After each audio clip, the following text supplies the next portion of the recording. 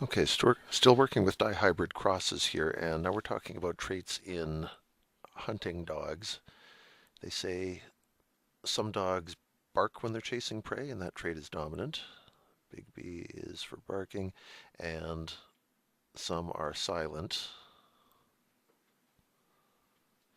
And they also talk about the shape of their ears. Dogs with sticky uppy ears get capital E, that's the erect ear trait. And the recessive trait little e is for drooping ears.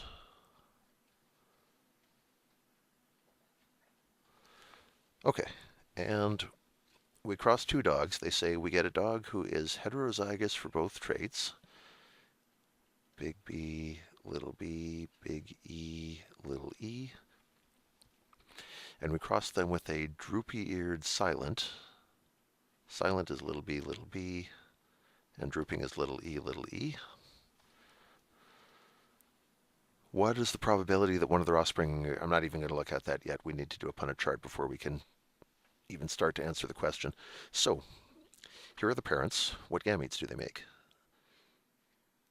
This parent is heterozygous for both things, so we want to FOIL this to figure out what gametes can come from them. FOIL stands for first B and first E. Outside, big E and little e. Inside, little b, big E. And last. And this parent is super easy. The only B they can produce is a little one. The only E they can contribute is a little one. So we're going to get a 4x1 Punnett chart, which I'm going to put like this because that's the space that I've given myself. Little b, little e from one parent, and from the other one we get big, big, big, little big, little. So what offspring can we get here? Heterozygous for B, heterozygous for E,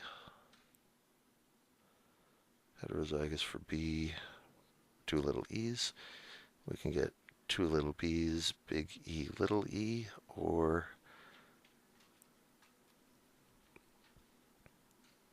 okay. So what does each of these mean phenotype-wise? Big B means barker, and big B there means barker. Little b means silent, and silent again.